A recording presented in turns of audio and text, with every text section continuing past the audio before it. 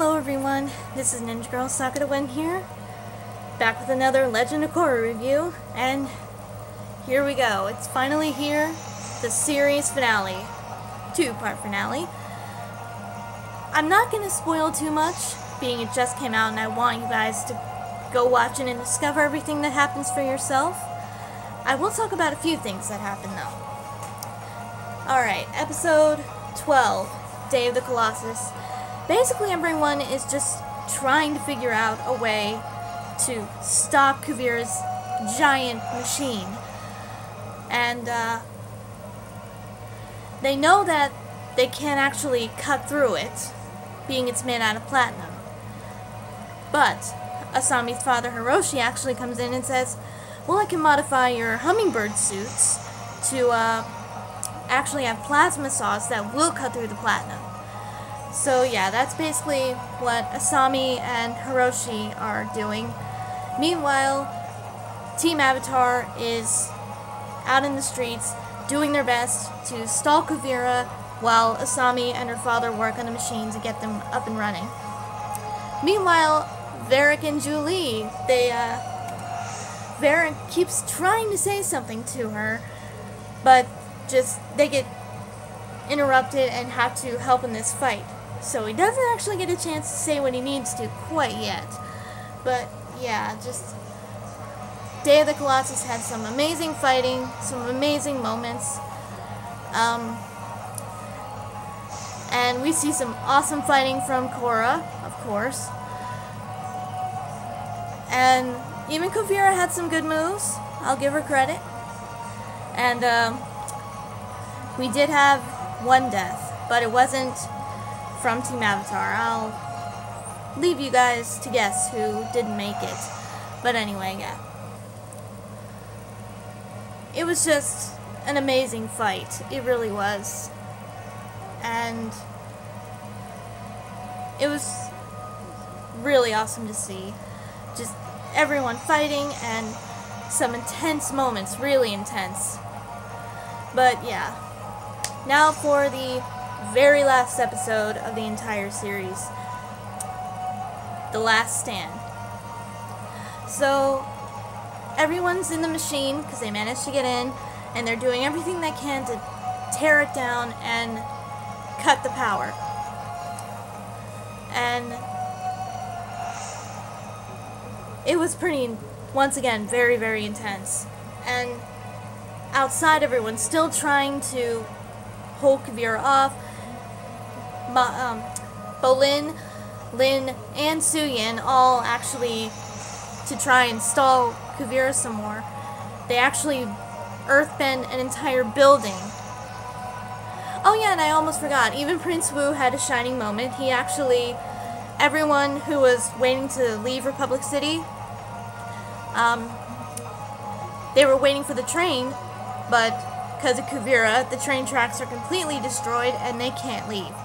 So, what does Wu do? He calls on badger moles from the zoo, who apparently actually like his singing. So that was pretty clever and a nice little throwback to Toph in the original series, because she learned earthbending from the badger moles, if you guys remember. So that was a nice little throwback, kind of. But anyway, so that's going on. Meanwhile, of course, everyone is still fighting and just things are crazy. And eventually, Team Avatar does manage to just destroy that machine. With Mako almost nearly not making it out, by the way. But thanks to Bolin, he's able to save him. And, of course, there was a heartwarming moment beforehand between the two brothers. So, yeah. And also, with Varric and Julie, Varric finally gets the chance to say what he wanted to say. He proposed to Julie. So, what do you know? He actually did care for her that way. For a little bit, we thought it was one-sided, but no. So yeah, he actually proposed, and of course she accepted. Very, very sweet. Very cute. But, anyway, back to the action. So, Korra is still fighting Kuvira. The giant Colossus finally is taken down, and we assume the fight's pretty much over, or at least Korra does. But then Kuvira, being the twit that she is, earthbends a rock in Korra's face to knock her down, and runs off. And apparently she sees something. So Korra decides to just give chase after her and tell her, "Give it up, it's over. We've won, enough is enough, stop the madness." And Kuvira taunts Korra by saying, "Alright, if you really want it to be over, come and find me." And in the Spirit Wilds, we find that Kuvira found her cannon. And it somehow is still able to have power. I guess because of the spirit vines, it's gathering its energy somehow. Oh wait, no. Kuvira actually pulls a switch, and it channels the energy. But it loses control. So yeah. Just things go completely crazy. And Korra and Kuvira seemingly vanish. But yeah, the rest of Team Avatar seems to be okay, just shaken up and exhausted, obviously.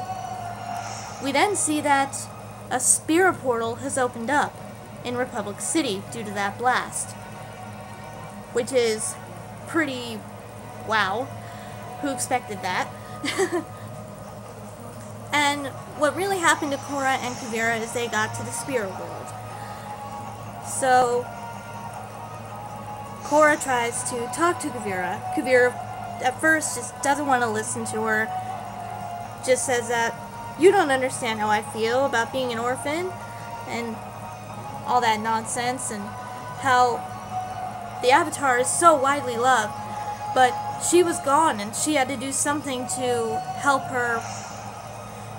the Earth Kingdom. So yeah, she at first just doesn't think that Korra can actually understand where she's coming from, basically. But Korra explains, "I wasn't an orphan, but yeah, I do understand. Just wanting to do something. And wanting to be in control of something. Because after she was poisoned, she would have given anything to actually feel like she was in control of her situation, but she wasn't."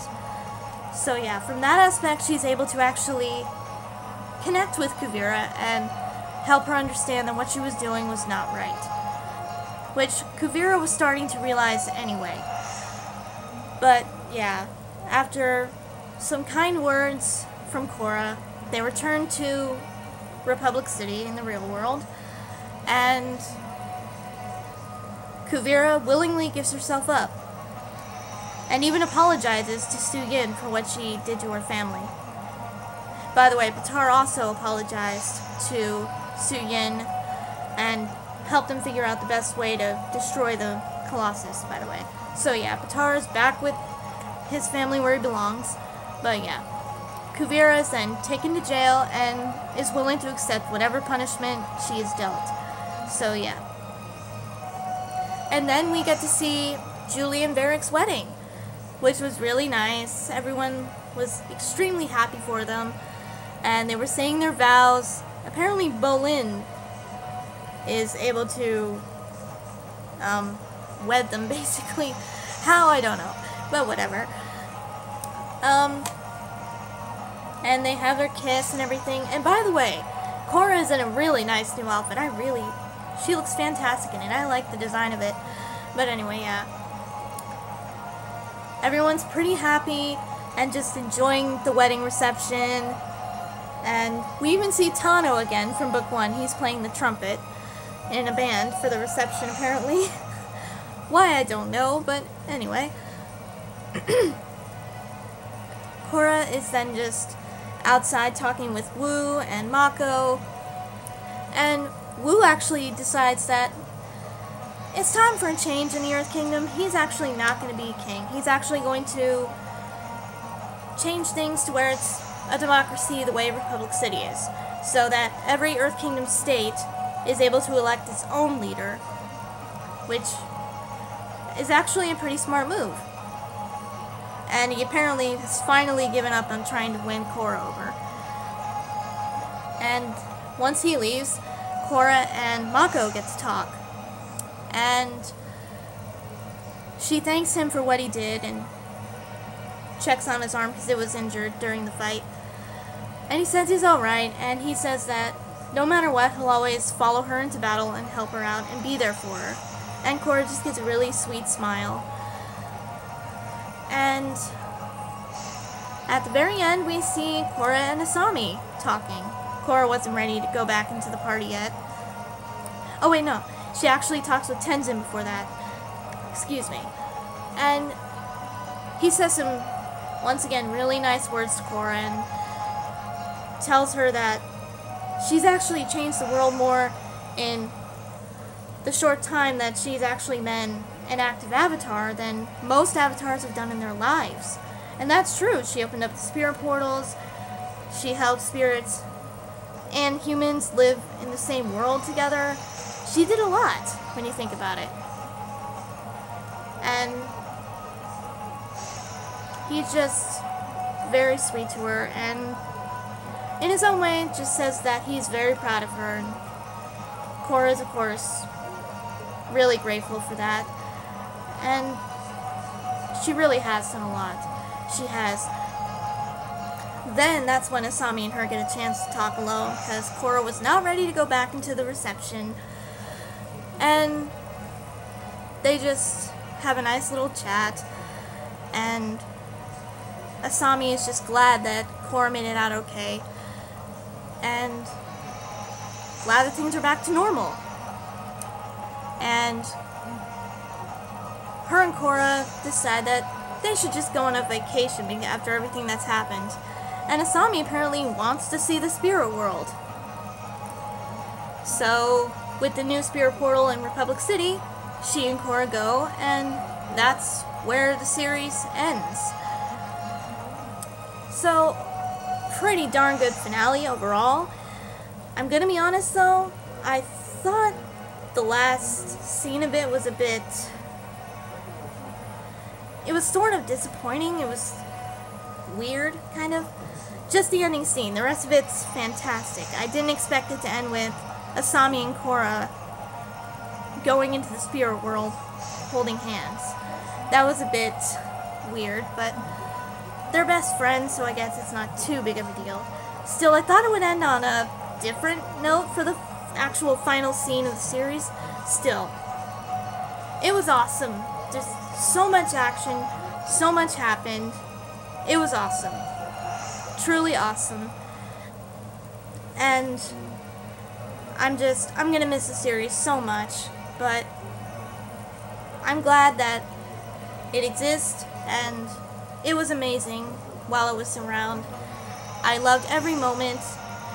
Even book 2 I enjoyed, even though there was a lot of problems with that book. They could have done a little bit better on it. But either way, it wasn't terrible. Book 3 was truly amazing. And book 4, also pretty darn amazing. So it ended on quite a high note, I think. And I'm sad to see the series go, but once again, all good things have to come to an end, and this was Korra's. So yeah, just once again, Mike and Brian, thank you for such a wonderful, wonderful series, 2 wonderful series, and 1 awesome character in Avatar Korra, and I truly enjoyed it.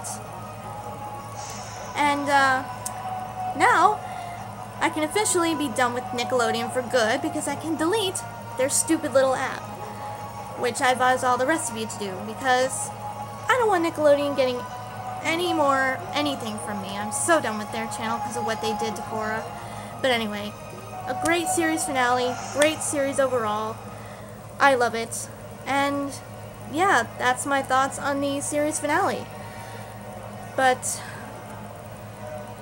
I'm truly gonna miss Korra. I really am. But yeah, that's all I wanted to say, I guess. And thank you to everyone who has been watching my Legend of Korra reviews. And until my next video, I will see you guys later.